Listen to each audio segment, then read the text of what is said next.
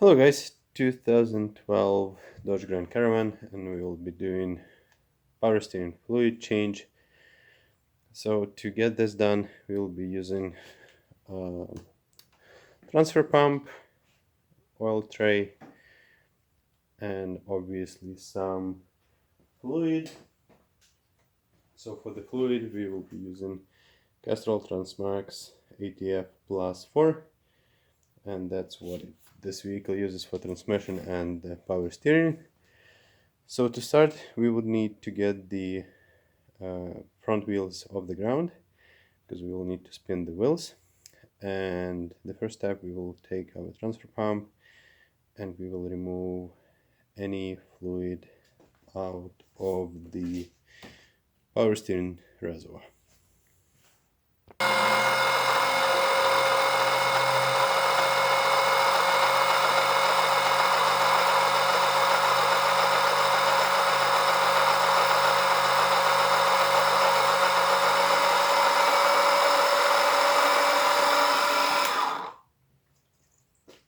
So here you can see the color of the fluid.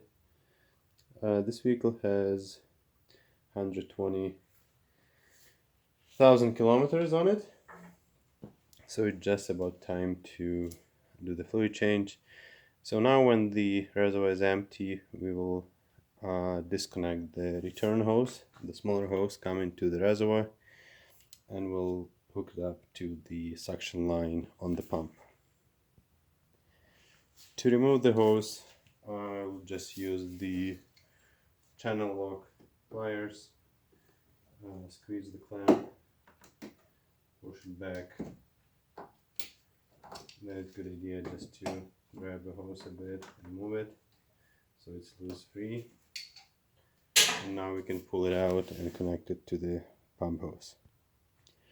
So I had to use some electrical tape to get this hose fitted inside. We'll use the channel lock again to put the hose clamp back. Also, when you have your reservoir emptied, it's a good idea to shine some light inside and check the filter. There is the screen that filters the fluid. Mine looks quite fine, so there is no need to wash it out, but if you need to wash yours, you'll need to remove the discharge or supply hose, remove the reservoir, and then wash it either with the brake clean or some industrial degreaser, dry it out and put it back. So right now we have connected the pump to the return hose, so we will be sucking fluid out of the all lines, out of the cooler and back to the pump. The only thing that will be left is the fluid actually inside the rack and pinion, since right now it will be bypassing it. So when we get to the point that we have clean fluid coming out, we will spin our wheels to the right and to the left, get that fluid pushed out, and then pump a little bit more to get clean flow. And that's why I mentioned that we need front wheels off the ground. So while I'm sucking the old fluid, I will maintain the fresh fluid in the reservoir at almost at top, at maximum level, so we don't get any air inside. Some people do use air compressors to push the fluid out, what theoretically works, but end goal is not to have any air in the system, and with air compressor you push in that air inside. So right now I will what I will need to do I will have to plug this orifice where the return hose was connected and fill this reservoir with the fresh fluid. So I had plugged that return port with just a piece of hose laying around. Now I will fill this with the fresh fluid basically to the top, and we'll start the pump, and we'll keep adding it as the pump is pumping out. So now it's full, I'll start the pump.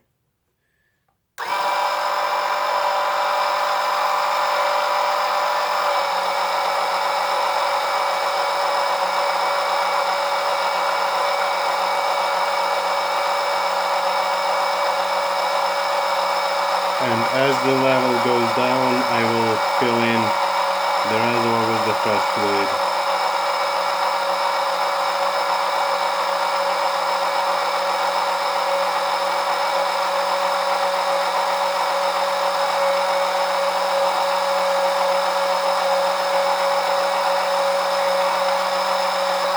So I have used 1 liter of the fluid. I will take another sample.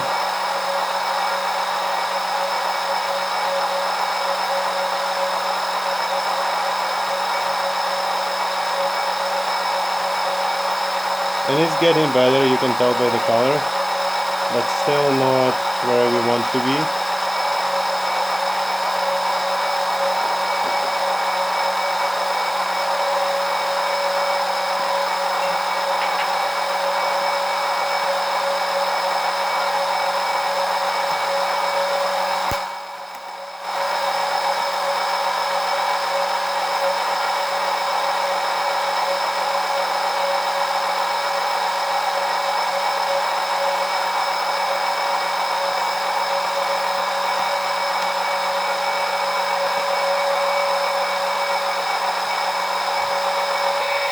So the color is getting much better, so I'll take another sample before we move the rack and pinion.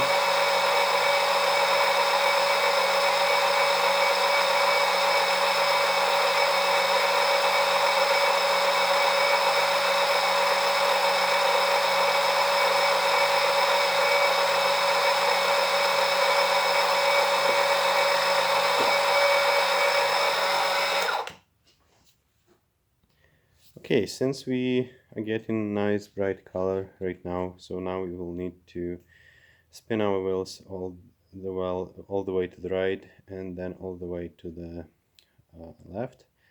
In that way, we will push the old fluid that is in the rack and pinion, and we'll suck in the fresh one.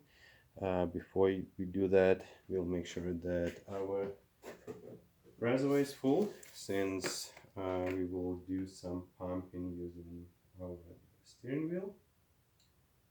So top this up and then go inside the cab and move the wheels to the right and to the left all the way to make sure that all the fluid is pumped out.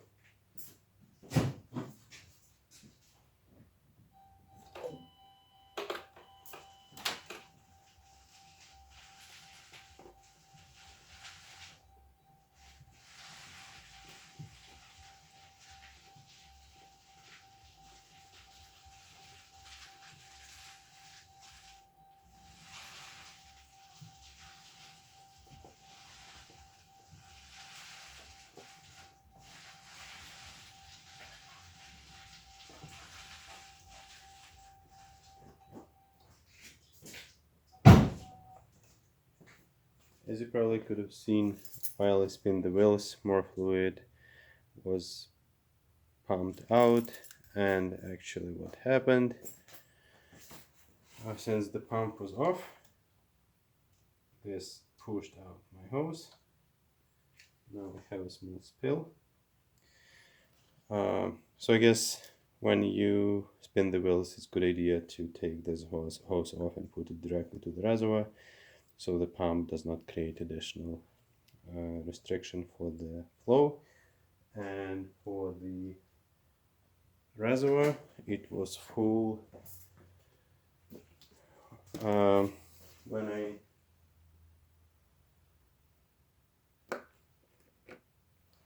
I stopped and started spinning the wheels. So now you can then top it up more.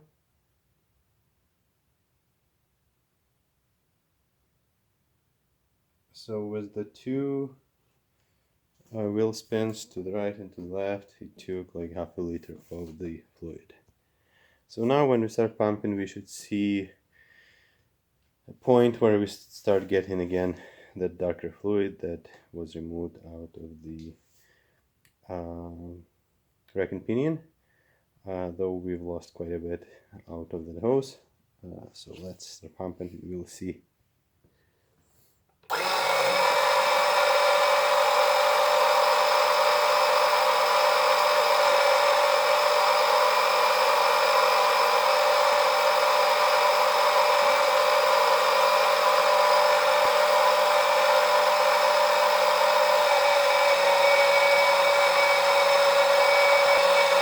So we can see that we are getting again nice bright color.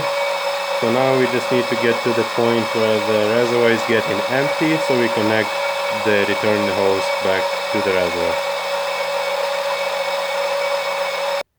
So now we will reconnect the reservoir hose. So our reservoir is mostly empty. So we'll remove this. Get it drained later on. We'll remove this hose, the plug hose out of the reservoir. Take this clamp back on.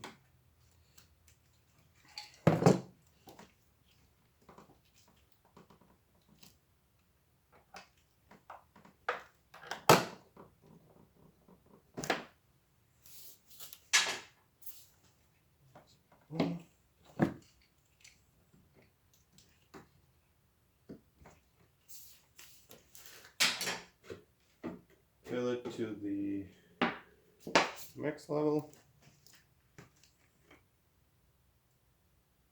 Actually, since the fluid is cold, we'll keep it somewhere between the max and min, since it will expand as it warms up. In.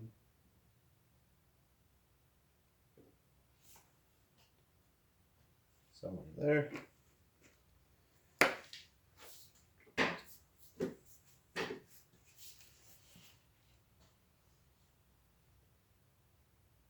Alright, now we will clean out the debris and put our plug back on, and that should be it. So I used 2.5 bottles of the fluid. So this is the fluid straight out of the bottle. This is the original one. This one, one after 1 liter of the fluid was pumped through. This one, I don't know if you can see on the camera, it was getting lighter, but then we spin the power steering rack, so this got darker again, and this is the end fluid at the end of 2.5 liters, so the fluid were pumped through, and as you can see, it looks quite similar to the fresh one of the bottle. So at this point I can say that this mission is complete. Thanks for watching, and do it yourself, guys.